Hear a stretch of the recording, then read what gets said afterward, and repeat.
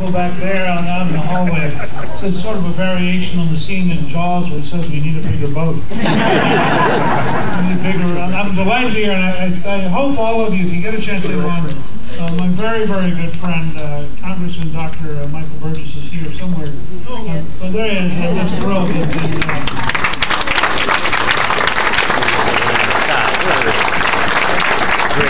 Time off to come and be with me today, and he is a medical doctor. He's written a very good book on what it's like to be a doctor in politics. Very personally revealing, I think, in terms of how different it is. You know, it's one thing to be delivering things, it's another thing to be negotiating with things. Michael has had quite a career so far. He's a very smart guy, and I'm just thrilled that he's here with us today. And even glad any of you are constituents, he'll be here afterwards. We'd love to see you. Let me thank you for coming out, and I'm going to be very clear, talk for a couple minutes and toss up some questions, and whoever you want to. This is the most important election since 1860.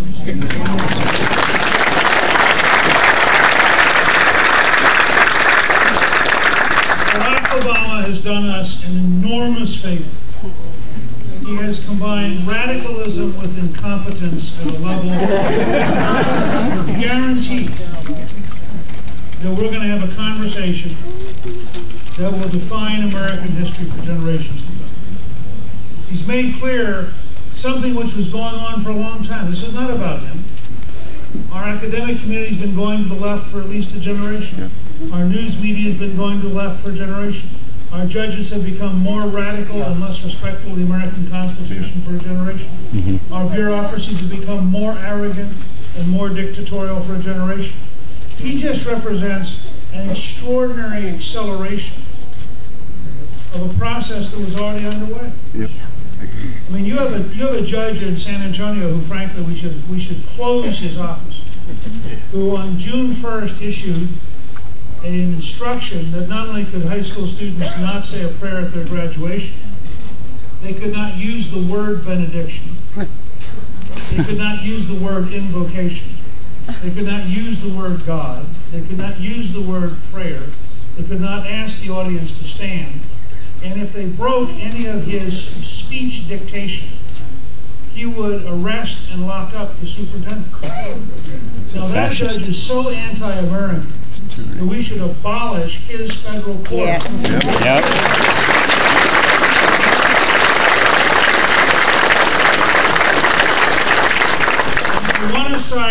If you want to see the historical precedent for that position, you can go to newt.org. There's an entire section. Section 9 of the contract, 21st Century Contract of America, is rebalancing the judiciary, and we have just published a paper. I've spent 9 years working on this. And I taught a short course at the University of Georgia Law School on it, and my chief editor is a graduate of the University of Virginia Law School, and we believe absolutely, if you go back to Thomas Jefferson in 1802, the Judicial Reform Act of 1802 abolished over half of all the federal judges, 18 out of 35. Now, I am much more cautious than Jefferson. I would only abolish the Ninth Circuit.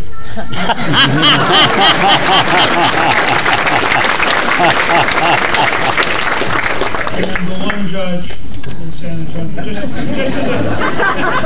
as a demonstration effect to communicate to the rest of the judiciary that the rules are about to change. The judiciary is not supreme. That's right. The balance of power between the three branches and the arrogance of modern federal judges is totally unacceptable.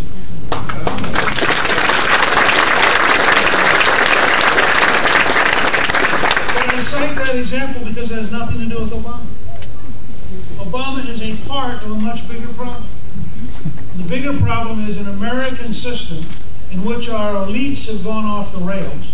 Our elites believe profoundly in things that have no relationship to the United States and in many ways are destructive of the United States.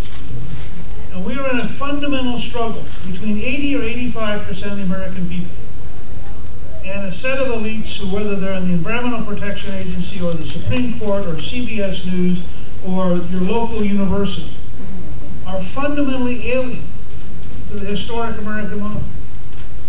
And if you think I exaggerate, just give you a couple quick examples. The founding document of the United States says, we hold these truths to be self-evident, that all men are created equal, and that we are endowed by our Creator with certain unalienable rights, among which are life, liberty, and the pursuit of happiness. And that's a fairly clear statement. And yet many of our elites don't believe that the word creator should appear in public. So I would ask them, what do you think your rights come from? Do you think we're randomly gathered protoplasm that was fortunate not to be rhinoceroses?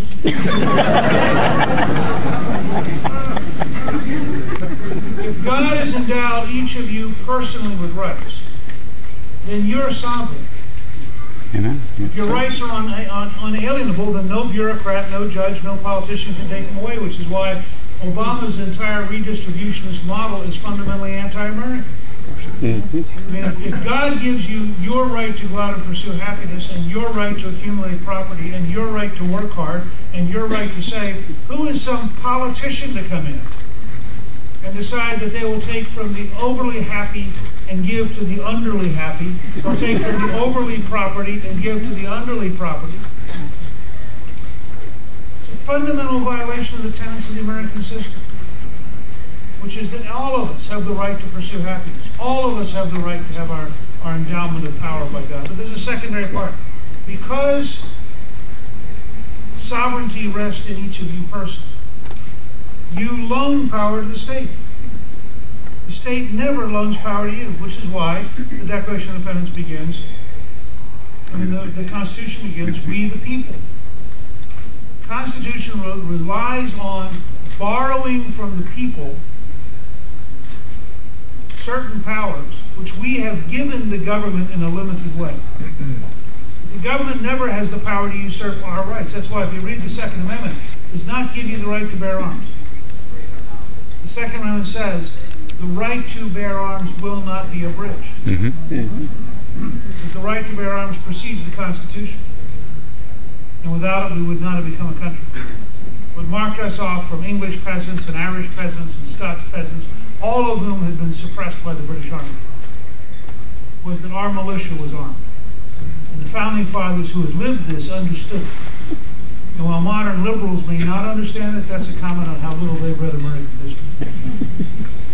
So, this campaign is about vastly more than beating Obama. We're going to beat Obama on the way to fundamentally shattering the establishment elite and replacing their bad rules with the kind of system that gets America back on the right track. Now, to do that, I am not here to ask any of you to be for me. Because if you're for me, you're going to vote, go home and say, I sure hope Newt fixes it. And the truth is, under our Constitution, no one person can fix it. So I'm here to ask you to be with me for 8 years. To stand shoulder to shoulder, first, to remind the Congress what we're doing, the governor what we're doing, the state legislature, the city council, the county commission, the school board, because this has got to occur across the whole system. Second, we're going to make mistakes sometimes. And we want to build a citizen network that enables you to let us know that didn't quite work, or that needs fixed a little bit. Third, if we're going to shrink the Washington bureaucracy and enforce the 10th Amendment, we have to grow citizens. That's right. You will have to fill the vacuum we're about to create by shrinking the Washington bureaucracy. So I will ask you to be with me, and I'll ask you to consider going to newt.org and signing up. We've had tremendous increase in the last few weeks. In fact, yesterday we raised 50% of the money we raised in the month of July.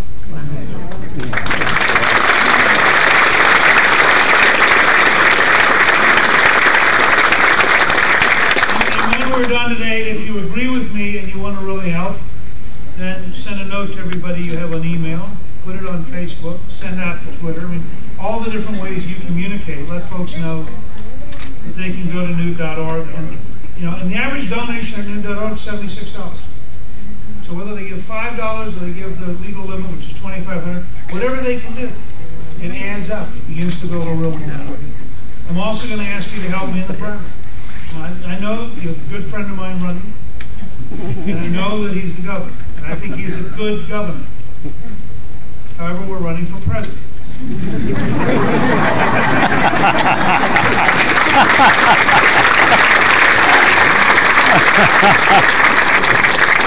I want you to help me make sure that we don't deprive Texas of a really good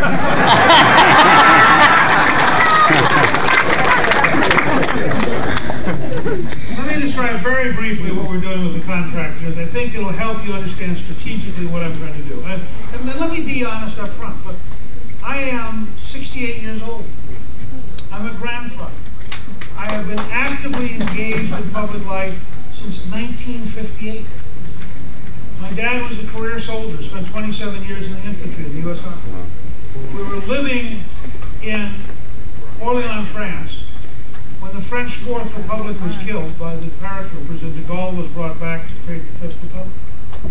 And between my freshman and sophomore years in high school, I realized countries can die, literally. And so I really thought about it, prayed about it all summer, and decided in August of 1958 that I had 3 jobs. To understand what America needed to do to survive, to learn how to explain it so the American people would give us permission to do it, and to learn how to implement it once we had permission. So I've had a fairly narrow life. For 53 years, that's all I've worked with. And what I've done in beginning to design the contract is to try to bring to bear every lesson I have learned in my life. The mistakes I've made, the things we've done well, the people I've worked with like Ronald Reagan and Margaret Thatcher, the things I've studied in history, where I've written 4 novels about the Civil War involving Lincoln, 2 novels about George Washington. And so I tried to think through what did we learn in the past. I helped twice organize large national efforts. One was in October of 1980 with Ronald Reagan. The other was in 1994 with the contract. One of the things I learned from both those campaigns was if you have large positive ideas and you focus on positive ideas, you can rally the American people on a scale that nasty, negative, bickering, and partisan politics doesn't do. And so,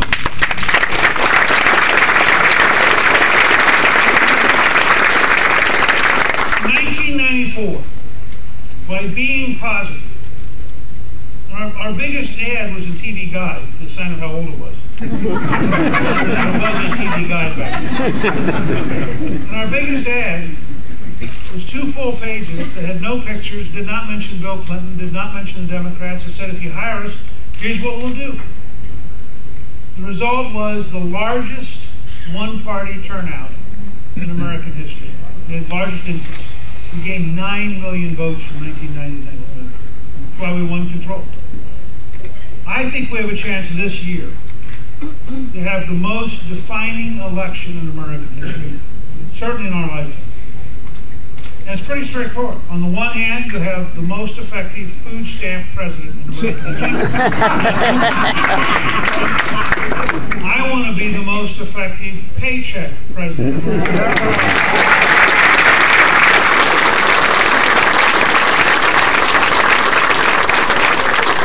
The hallmark of this campaign is going to be our willingness to go into every neighborhood, to go into every church or synagogue or mosque, to go into every single community, to look people in the eye and to say to them, would you rather your children had a paycheck or a food stamp? If you think you'd rather their life be food stamps, you've got a candidate. But if you think you'd rather your children have a chance to earn a paycheck and be independent, then you've also got a candidate.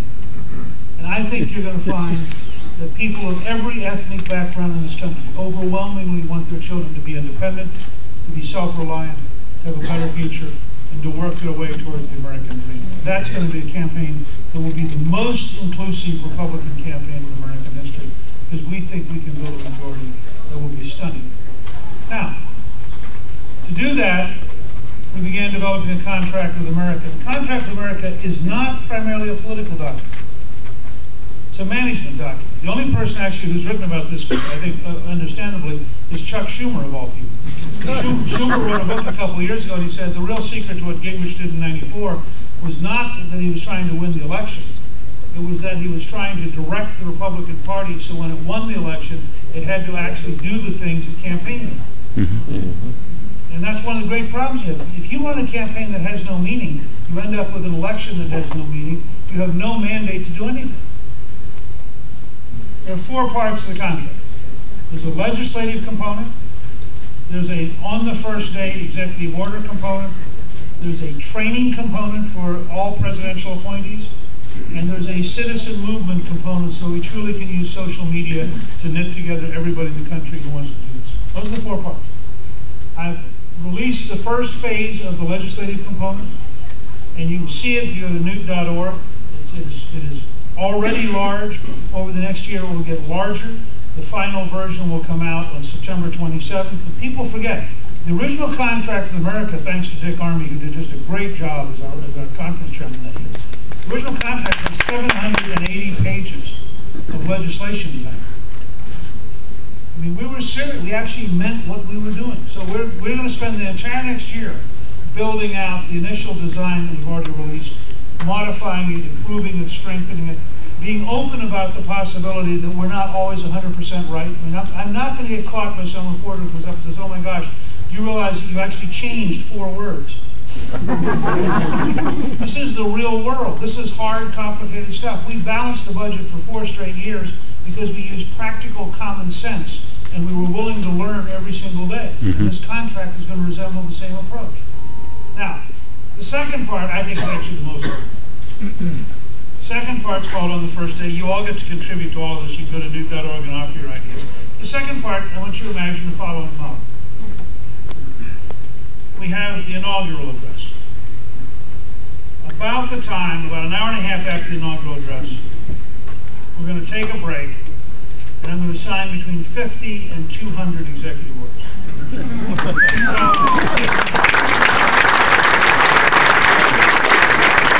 Well, it all depends on what they are. All of these executive orders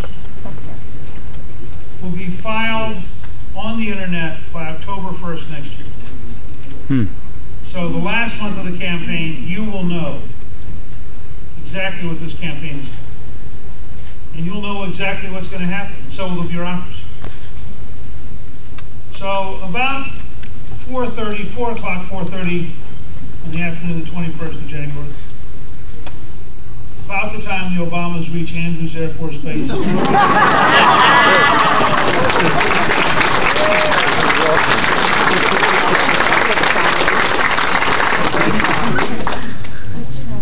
I don't know what all the executive orders are going to be. We're working on it. But I can tell you, executive order number 1 will abolish all of the White House czars as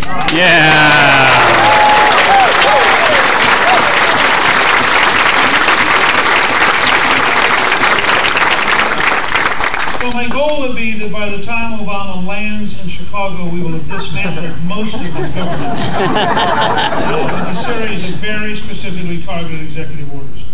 One of which, by the way, will prohibit the U.S. government from in any way encouraging local governments to be involved in the United Nations Agenda 21. Oh, yeah. Hey, there you go. There you go. I'm going to say 2 last things. People say to me, how fast can the economy start turning around? My prediction is that the economy will start getting better late on election night when people realize Obama's been defeated, because people will start making investment decisions that night based on evidence.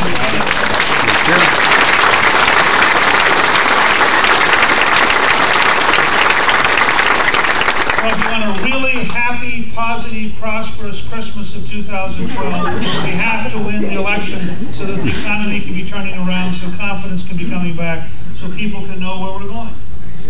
It also means on election night, everybody in the bureaucracy will be able to look at the contract, look at the legislative components, look at the executive order components, and they'll know from that night on, during the transition, exactly where we're going. Because we'll have sent the management signal for leading the United States of America back onto the right track.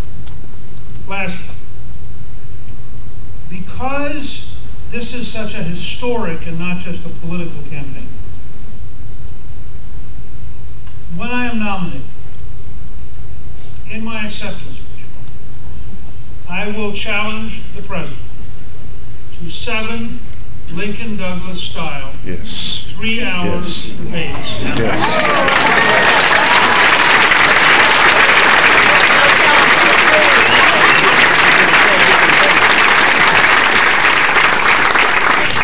With a timekeeper but no moderator.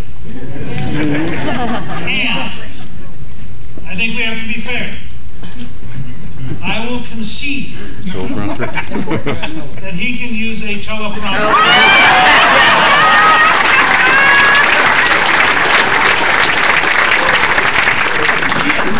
Now, some of you may think that the president won't accept this. But I want to remind you as a historian, Abraham Lincoln had only served 1 term in the U.S. House and was a private lawyer. Douglas was the most famous U.S. senator in the country and the presumed next Democratic nominee for president. When Lincoln announced, he said, there are 105 days left in the campaign, why don't we debate every day? And Douglas said, not a chance. And so Lincoln began following Douglas. Whatever town Douglas spoke in, Lincoln answered. Within about 3 weeks, Douglas had figured out that the news stories were always Lincoln's answer. And so he finally said, all right, let's debate. There were 10 congressional districts. Douglas said, wait a second, you've already chased me through 3 of them. They took the last 7, and that's how they got to 7 3-hour debates. I would argue that from the Federalist Papers to today, they're the most famous and most significant single set of political documents that explain America, explain freedom, explain the Constitution and the founding fathers. So I'm prepared to say to the president, and I think, by the way, this president who announced in Springfield, quoting Lincoln in 2007, I think it would be very hard for this president to be able to bring himself to say he's afraid to debate Newt Gingrich. It won't be conceivable. But what I will say, as your nominee, is that the White House, until the president agrees to the 7 debates, the White House will be my schedule. Everywhere the president goes, I will appear for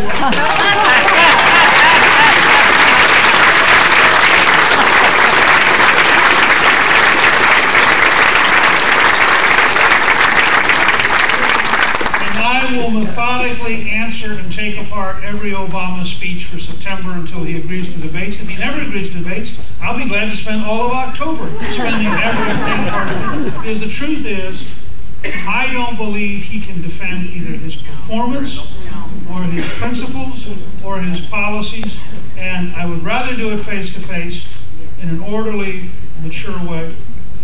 But I am prepared to make sure that his $1 billion of coerced donations aren't enough to win this presidency, because I will not let him get away.